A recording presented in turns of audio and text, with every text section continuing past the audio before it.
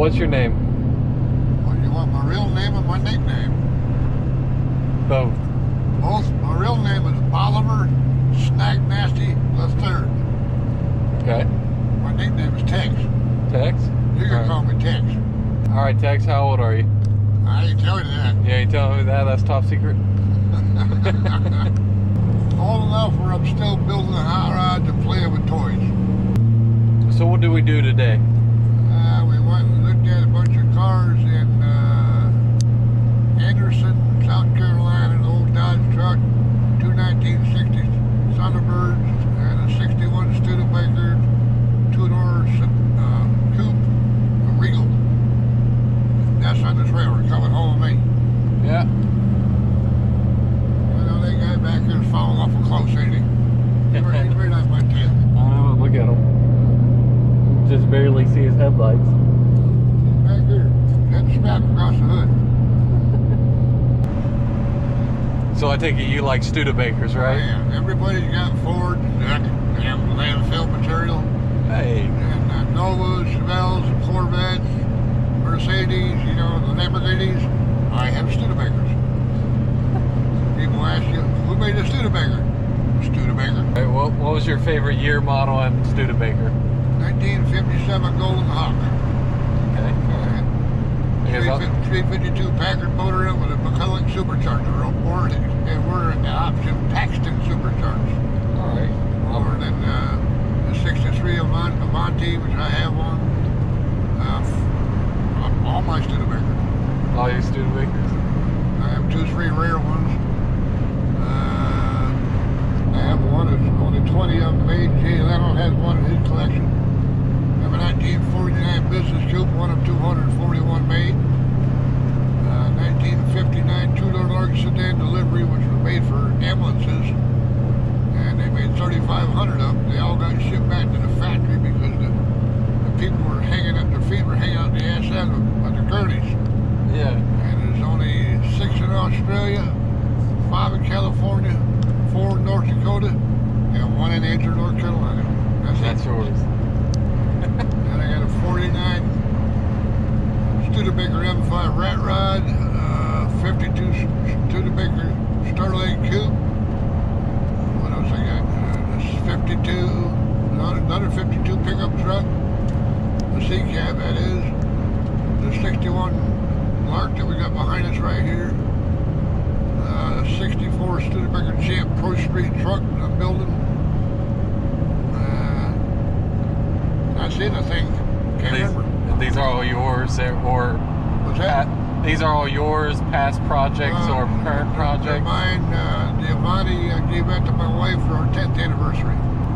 Now you said you had a rat rod in there. Yeah, that's a 49 M5 Studebaker M5 pickup truck. It's a rat rod.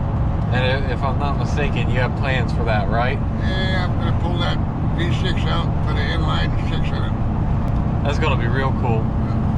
Yeah, that's got a Clifford intake with 3 deuces on it.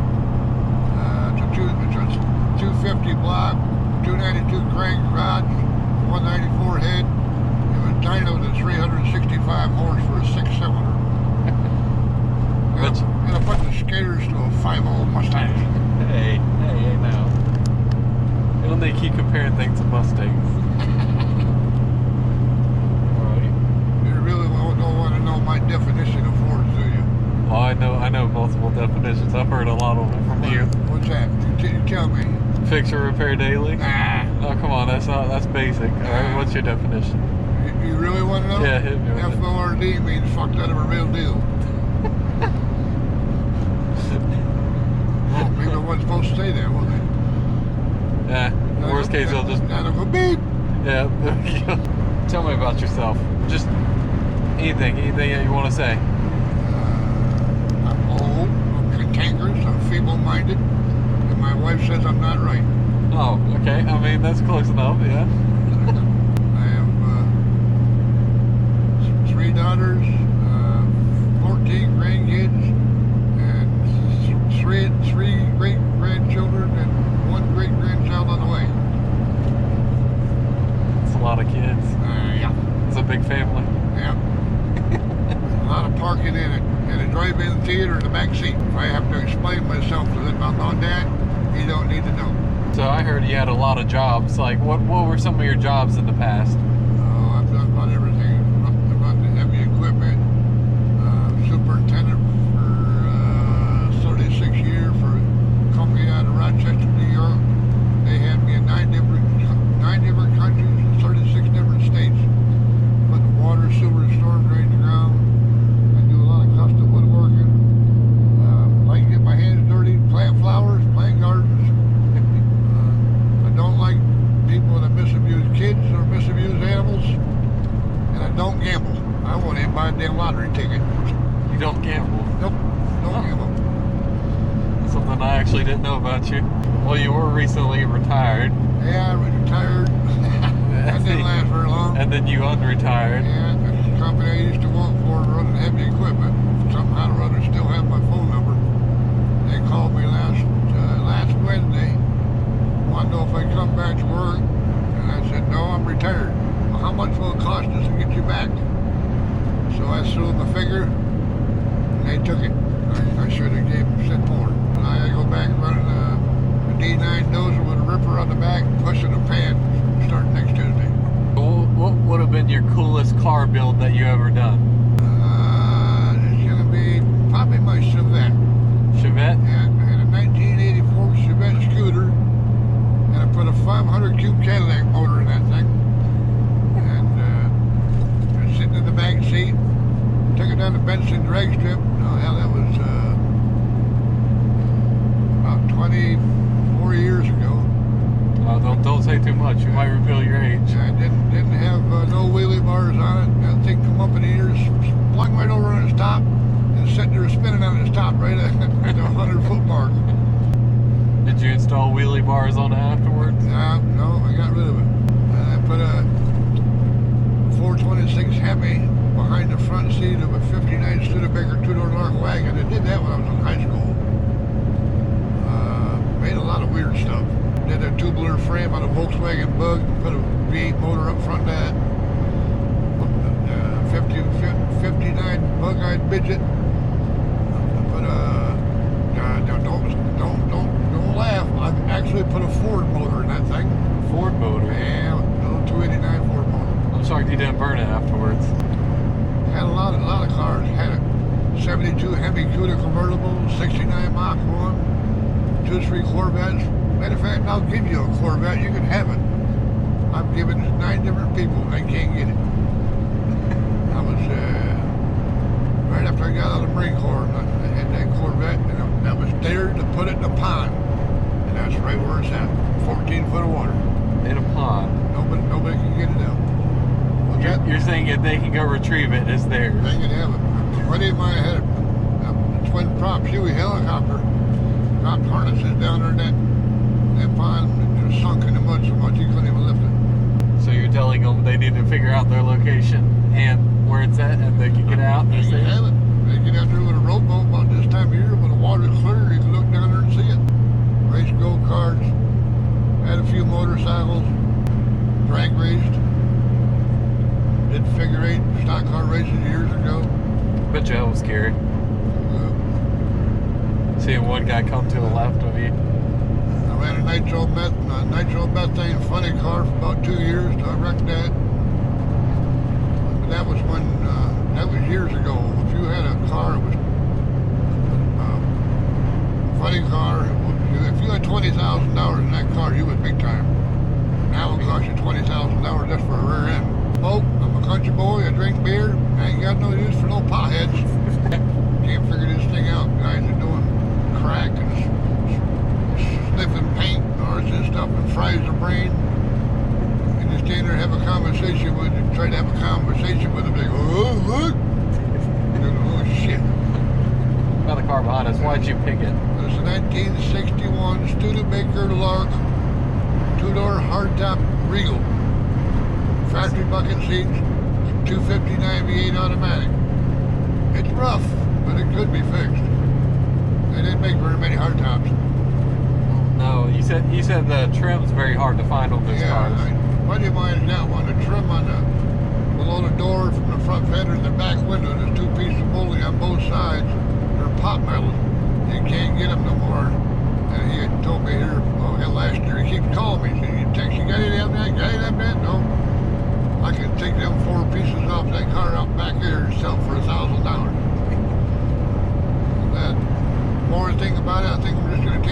body off. I got an El Camino drag car inside my shop. Take that El Camino body off, shorten that frame up, put that Studebaker on it. Like I did another project. 1, 2, 3, 4, 4 in the shop now I'm working on. So what's the next engine you're gonna put into it? Is this one? Yeah. I got a 406 small block I built a couple years ago, never did install it, nothing. I might do that. Just slide that right in and run it. Yeah. Well, it would be a little bit more swab. Got to stiffen up the frame, change the rear end. Most likely put a roll bar in it. It'll be a fun little project then. Maybe actually, you know, if it works. If I live long enough to finish them all. Yeah. We'll have some cash flow coming in when you get that new job. I ain't worried about really the cash flow. I wheel and deal so much. Most of everything I get, I'm traded up, or if I bought something for 100 and I knew somebody wanted it, I sold it for 200. And I always try to put half my money I make back into my bad stash in case I come across something like this back here. And a buddy of mine told me about this one. So after this trip, do you think you'll let me ride on another one? Probably. Probably. Say a truthful answer. Think we can get to Albuquerque, New Mexico and back in one day? If we run harder. So you were on Roadkill one time, right? Yep. Yeah, that was the Roadkill. That was in episode 69, the Earl Camino. The Earl Camino. And then they did it on episode 87. They took it up to Wisconsin ice drags. Yeah, they had it in my house. They worked on it for 3 days. Drove it from my house from me to North Carolina to Mooresville drag strip. No tags on, no nothing. They drove it up there. And first they blew the transmission up in it. And then when they took it to the ice drags, Tony, they made it to the finals.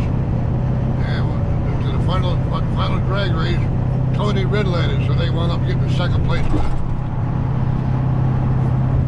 That's on YouTube. I think the first episode is about 45 minutes long, and the second episode is about 35 minutes. Great bunch of guys. Yeah, Mike Finnegan and Dave Freiberger, Tony Angelini. There was two cameramen. Another guy that ran around, got parts for him. Christian, she was the producer. We had a party room. And Mike Finnegan, they was all in there. They was eating something. They seen the pool table. So he challenged me to a game of pool. I said, no, go ahead and play pool with my wife. She whooped his ass. One thing I always kind of wondered when, you know, they're out there, they're creating the list, right? Yeah. And they're making up the list for their car, you know, where they have check oil, check it, you know, check transmission fluid and all that. I always kind of wondered where that list went. Yours is still hanging up on the wall, right? Yep. Along with a picture of you hanging out with them.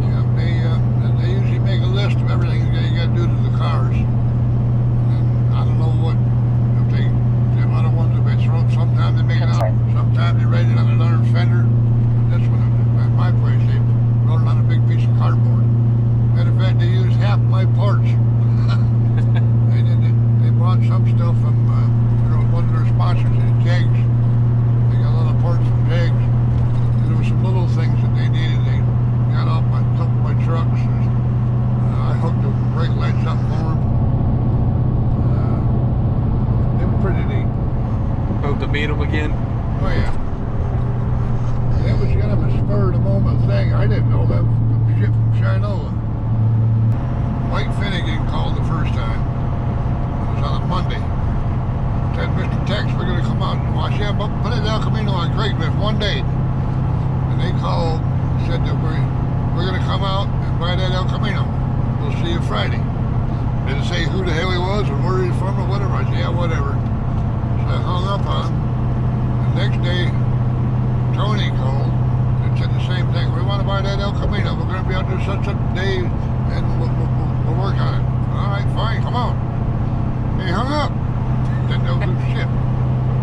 Wednesday, Christian, the producer, called up and said, Tex, this is Christian from Roadkill. I said, Roadkill? What the hell's Roadkill?